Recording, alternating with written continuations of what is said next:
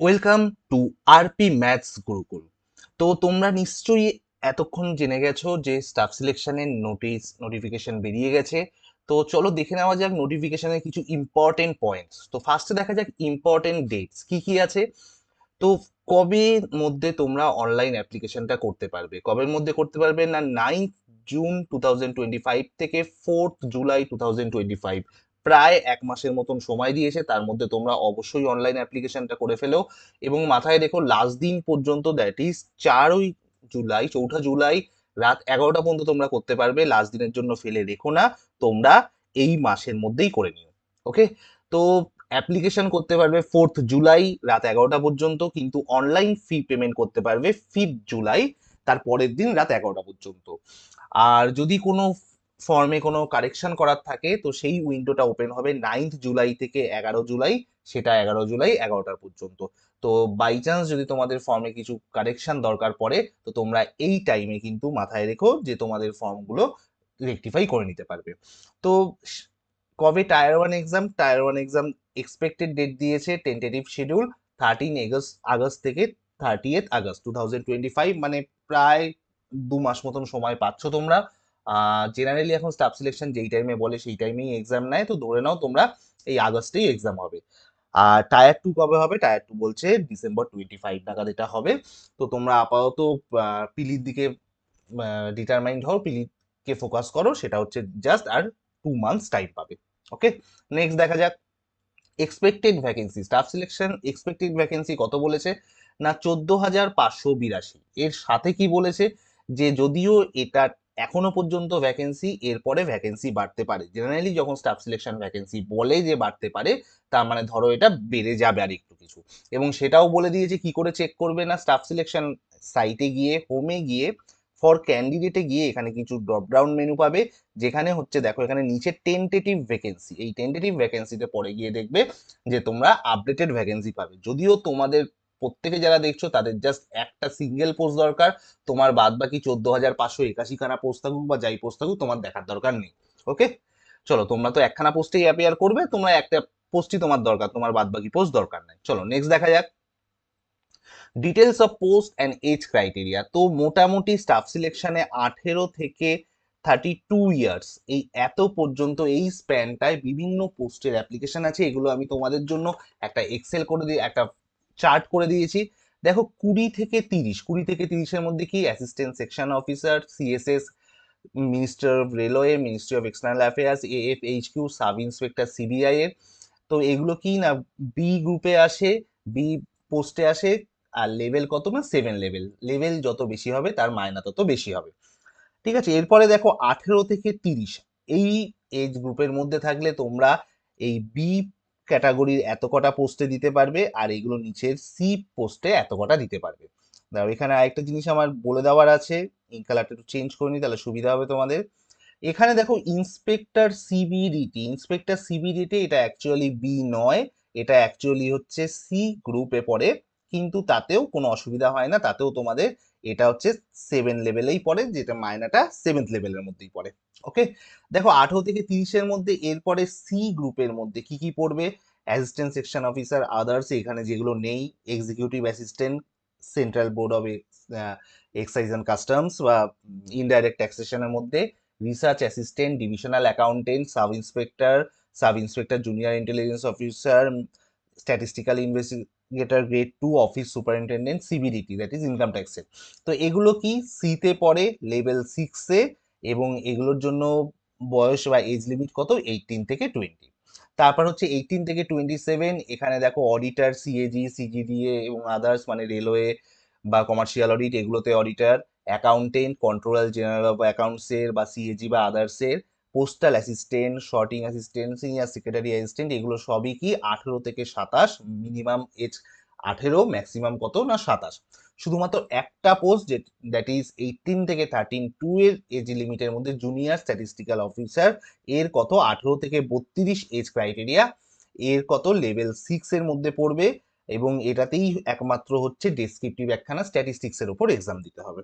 ঠিক আছে, চলো next points two B remember. কি পয়েন্ট রিমেম্বার, যে কিছু পোস্ট আছে, জেনারেলি সব পোস্টের একই রকম ক্রাইটেরিয়া থাকে, গ্র্যাজুয়েশন লাগে, কিন্তু কিছু পোস্ট আছে, যেমন দেখো এখানে inspector post, central excise examiner, PO বা preventive officer, inspector and sub inspector in CBN ministry of finance, sub inspector junior intelligence officer in NCB.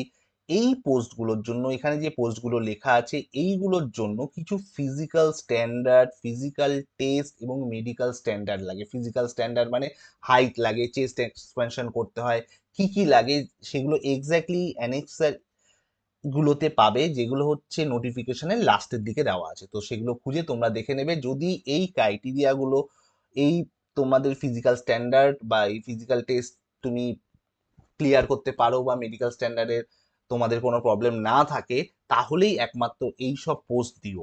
কারণ মাথায় রেখে দেবে, ধরো সেন্ট্রাল এক্সাইজে তুমি ইন্সপেক্টরে সিলেক্ট হয়ে গেছো, বাট তোমার ওই রিকোয়ার্ড হাইট নেই, তখন কিন্তু, কারণ এই ইন্সপেক্টর যখন ফিজিক্যাল টেস্ট হবে, ফিজিক্যাল টেস্ট আর মেডিকেল স্ট্যান্ডার্ড দেখা হবে, তখন কিন্তু তোমাদের ডোসিয়ার গুলো স্টাফ সিলেকশন কমিশন থেকে বেরিয়ে গিয়ে ডাইরেক্ট সিবিআইসির আন্ডারে চলে যাবে। এবার সেই টাইমে যদি তোমার দেখো যে এই ফিজিক্যাল স্ট্যান্ডার্ড হচ্ছে না, তখন কিন্তু তোমাকে চাকরি থেকে বার করে দিলে মানে তোমার তখন ক্যান্ডিডেচার ক্যান্সেল হয়ে যাবে। তুমি অন্য পোস্টের জন্য, ধরো ইন্সপেক্টরের নিচু যেসব পোস্ট আছে, যেমন ধরো অডিটর বা ট্যাক্স অ্যাসিস্ট্যান্ট, ইসেটে সেটা আরো যেসব সি লেভেলের যা সমস্ত পোস্ট আছে, সেগুলোতে কোনো কিছুতে যদি তোমার নাম্বার হয়েও যায়, তাহলেও কিন্তু তুমি চাকরি পাবে না। তাই একটু মাথায় রেখে দিও এই সব পোস্ট প্রেফারেন্স দেওয়ার আগে, যে তোমার এই physical standard, physical test and medical স্ট্যান্ডার্ডটা তোমরা অ্যাচিভ করতে পারছো নাকি। ওকে, চলো নেক্সট দেখা যাক। নেক্সট হচ্ছে এজ লিমিট। এখানে খুব সুন্দরভাবে বলে দিয়েছে 18 থেকে 27 তোমাদের ডেট অফ বার্থ কোন ডেটের মধ্যে হলে তোমরা এই 18 থেকে 27-এর যে পোস্টগুলো রয়েছে, আমি আগের গুলোতেই দেখিয়ে দিয়েছি, সেটাতে তুমি অ্যাপিয়ার করতে পারবে। সেরকম ভাবে 20 থেকে 30 কি বলছে দেখো, 1995, 2 আগস্ট 1995 থেকে 1 আগস্ট 2005-এর মধ্যে তোমার যদি ডেট অফ বার্থ হয়, তাহলে তুমি এই পোস্টগুলোর জন্য অ্যাপ্লাই করতে পারবে। তাই তোমার ডেট অফ বার্থ জানা, ডেট অফ বার্থ তো অবশ্যই জানো, ডেট অফ বার্থ জানা থাকলে তুমি এইগুলো পোস্টগুলো দেখে নেবে যে কোনগুলো তুমি অ্যাপ্লাই করতে পারবে। ওকে, নেক্সট। আচ্ছা, এগুলো সবই কিন্তু 1 আগস্ট 2025-এর মধ্যে, ঠিক আছে। আরেকটা কথা মাথায় রেখে দেবে, যারা এইবারে ফাইনাল ইয়ার অ্যাপিয়ার করছো, ফাইনাল ইয়ারে অ্যাপিয়ার করছো মানে ফাইনাল গ্র্যাজুয়েশনের ইয়ারে রয়েছো, তাদের যদি তোমরা মনে করো যে 1 আগস্ট 2025-এর মধ্যে তোমাদের রেজাল্ট বেরিয়ে যাবে, তাহলে কিন্তু তোমরা অবশ্যই অবশ্যই অ্যাপ্লাই করে দিও, এবং অবশ্যই যদি বাদবাকি ক্রাইটেরিয়া ফুলফিল করো। ওকে, চলো নেক্সট। এডুকেশনাল কোয়ালিফিকেশন অবশ্যই ব্যাচেলার্স ডিগ্রি, যে সব পোস্টের জন্য, যেহেতু এটা staff selection graduate level examination, তার মানে এখানে অ্যাটলিস্ট তোমার ব্যাচেলার ডিগ্রি বা গ্র্যাজুয়েশন সার্টিফিকেট লাগবে। কোনো রেকগনাইজ ইউনিভার্সিটি বা অর ইকুইভ্যালেন্ট এগুলো সম্পর্কে বলে দেওয়া আছে, যে আর কি কি ইউনিভার্সিটিকে বা আর কোন কোন জায়গা থেকে ব্যাচেলার্স ডিগ্রি করলে সেটাকে স্টাফ সিলেকশন গ্র্যান্ট করবে। এর সাথে জুনিয়র স্ট্যাটিস্টিক্যাল অফিসার এবং স্ট্যাটিস্টিক্যাল ইনভেস্টিগেটর গ্রেড 2-তে কিছু অ্যাডিশনাল ক্রাইটেরিয়া আছে। গ্র্যাজুয়েশন তো হতেই হবে, তার সাথে দেখো এখানে কি বলছে, জুনিয়র স্ট্যাটিস্টিক্যাল অফিসার হতে bachelor degree in any subject from a recognise university or institute with at least 60% marks in mathematics at 12 standard. এটা হলে তুমি এই পোস্টের জন্য অ্যাপ্লাই করতে পারবে।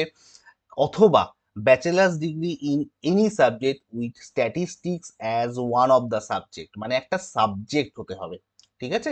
ধরো ম্যাথসের একটা পার্ট হতে হয়, স্ট্যাটিস্টিক্স হতে হয়, স্ট্যাটিস্টিক্স থাকে তো সেইটা হতে হবে না, স্ট্যাটিস্টিক্স একটা পুরো সাবজেক্ট হতে হবে। সেরকম ভাবে দেখো স্ট্যাটিস্টিক্যাল ইনভেস্টিগেটর গ্রেড 2, এখানে কি হতে হবে, bachelors degree in any subject with statistics as one of the subject from a recognise university or institute. The candidate should have studied the subject of statistics at degree level in part 1, part 2, part 3 or in all the 6 semester of 3-year degree course। মানে প্রত্যেকটা part 1, part 2, part 3 কিংবা 6 সেমিস্টারে প্রত্যেকটা পোর্শনেই statistics সাবজেক্টটা থাকতে হবে। এরকম নয় যে কোনো একটা সেমিস্টার বা কোনো একটা পার্টে জাস্ট একবার স্ট্যাটিস্টিক্স ছিল, তাহলে কিন্তু তোমরা এই পোস্টের জন্য অ্যাপ্লাই করতে পারবে না। ওকে, চলো নেক্সট। কোথায় অ্যাপ্লাই করবে বা কিভাবে অ্যাপ্লাই করবে, অবশ্যই ssc.gov.in এই সাইটে দেখবে, ওখানে দেখবে রেজিস্ট্রেশন প্রসেস রয়েছে, সেইখান থেকে তোমরা অ্যাপ্লাই করবে, আর অন্য কোথা থেকে অ্যাপ্লাই করবে না। অথবা মাই এসএসসি অ্যাপস, যেটা কিনা গুগল প্লে স্টোরে পাওয়া যাবে, তোমরা সেই অ্যাপস ডাউনলোড করেও এই পরীক্ষার জন্য অ্যাপ্লাই করতে পারবে। কি করে কেমন ভাবে প্রত্যেকটা স্টেপ, প্রত্যেকটা পেজ, এখানে অ্যানেক্সার 3 এ অ্যানেক্সার 4 এ এইটা হচ্ছে দেখবে স্টাফ সিলেকশনের যে নোটিফিকেশনটা বেরিয়েছে তার হচ্ছে লাস্টে দিয়ে দেওয়া আছে। তো তোমরা এই পেজটা আগে অবশ্যই দেখে নেবে ফর্ম ফিল আপ করার আগে, তাহলে তোমরা বুঝতে পারবে কি কি ডকুমেন্ট নিয়ে তোমরা ফর্মটা ফিল আপ করতে বসবে। ওকে, আর একটা পয়েন্ট যেটা এখানে বলে দিয়েছে দেখো, for applying the candidate is not required to have a pre-existing photograph or himself or herself. The application module has been designed to capture a photograph of the candidate filling up the application form. For this purpose, the candidate has to stand or sit before the camera when prompted by the application module and follow the following instruction while capturing the photograph. তার মানে তোমাকে এমন একটা জায়গায় form fill up করতে হবে যাতে তোমাদের সেই ল্যাপটপে বা ডেস্কটপে হোক একখানা ক্যামেরা থাকে, যাতে এই ফর্মটা ফিল আপ করার সময় তোমাকে ডাইরেক্ট ফটো তুলতে হবে, কোনো এক্সিস্টিং ফটোগ্রাফকে নেওয়া যাবে না। যেগুলো আগে হতো ফটোগ্রাফ ওখানে স্ক্যান করে আপলোড করতে হতো, সেইটা এবারে হবে না, তোমাকে ডাইরেক্ট ফটো তুলতে হবে। এখানে কিরম ভাবে বলে দিয়েছে দেখো, find a place with good light and plain background, ভালো আলো হতে হবে, পেছনে ব্যাকগ্রাউন্ডটা প্লেন হতে হবে, ক্যামেরার দিকে তোমাকে আই লেভেলটা মেনটেন করে রাখতে হবে, ডাইরেক্ট তাকিয়ে রাখতে হবে, স্ট্রেট তাকিয়ে থাকতে হবে, এবং মাথায় রাখতে হবে যে তোমার ফেসটা যেন ফুললি ওই বক্সটার মধ্যে থাকে। ওকে, পুরো কভার এরিয়া, কোনো মুখের কোনো পোর্শন যেন এই বক্সের, এই ক্যামেরার এই বক্সের বাইরে, যে স্কোয়ার বক্সটা তার বাইরে না আসে। এবং সব থেকে যেটা মাথায় রাখবে যে কোনো টুপি, মাস্ক, গ্লাস, স্পেকটাকেলস কোনো কিছু যেন ফটো তোলার সময় না থাকে। ওকে, এরপরে দেখো signature, candidate R required to upload the scan signature, একটা খাতায় একটা সিগনেচার করে নিয়ে সেটা স্ক্যান করবে জেপিইজি বা জেপিজি ফরম্যাটে, গুগলে টাইপ করে দেবে যে এটাকে জেপিইজি বা জেপিজি করতে ইজি হয়ে যাবে। এবং কত সাইজের মধ্যে রাখবে, 10 to 20, image dimension of the signature should be about 6 centimetre with and 2 centimetre height. এটাও তোমরা পেইন্টে গিয়ে এটাকে এডিট করলে তুমি এই ব্যাপারটা করে নিতে পারবে। ওকে, চলো নেক্সট দেখা যাক application fee. Application fee general স্টুডেন্টদের জন্য ₹100, কিছু স্টুডেন্টদের জন্য আছে যাদের জন্য কোনো ফিস লাগবে না, যেমন women candidates, candidates belonging to SC, schedule tribe, person with benchmark disabilities and ex serviceman eligible for reservation are exempted for payment of fee. Just শুধুমাত্র এদেরকেই £100 লাগবে না, বাদ বাকি সমস্ত ক্যান্ডিডেটদের £100 করে ফিস লাগবে। ফিস দেখো সমস্ত রকম ভাবেই পে করা যায়, এখন ভীম ইউপিআই, এখন ইউপিআই এর যুগ এসছে, তাছাড়া নেট ব্যাংকিং, যে কোনো using visa, master card, Maestro or RuPay debit cards, এগুলো দিয়েও তুমি পেমেন্ট করতে পারবে। আর ফর্ম ফিল আপের লাস্ট ডেট ছিল 4th জুলাই, যদিও তোমার অনলাইন ফি হচ্ছে কত পর্যন্ত করেছে, তার একদিন পর পর্যন্ত রেখেছে, রাত 11টা পর্যন্ত। ঠিক আছে, সেন্টার অফ এক্সামিনেশন, তো ওয়েস্ট বেঙ্গলের জন্য এই 2 নম্বর পয়েন্টটাই দরকার। এখানে দেখো কলকাতা 4410, প্রত্যেকটা স্টুডেন্ট 3খানা করে এই কোড দিতে পারবে। তো তোমরা কলকাতা যারা থাকো কলকাতা এবং তার আশেপাশেই দিও, তোমাদের যাদের বাড়ি যেখানে, তো সেখানে সেই অনুযায়ী তোমরা দিও। এটা 1 নম্বর। 2 নম্বর পয়েন্ট হচ্ছে, ধরো তোমরা অলরেডি কেউ চাকরি করো, তারা বাইরের স্টেটে রয়েছে, তো মাথায় রাখবে বাইরের স্টেটে থাকলে, আউটসাইড অফ ওয়েস্ট বেঙ্গল যদি তোমরা স্টে করো, আউটসাইড অফ ওয়েস্ট বেঙ্গল যদি চাকরি সূত্রে স্টে করো, তো সেখানকারই তুমি সেন্টার অফ এক্সামিনেশন দেওয়ার চেষ্টা করো।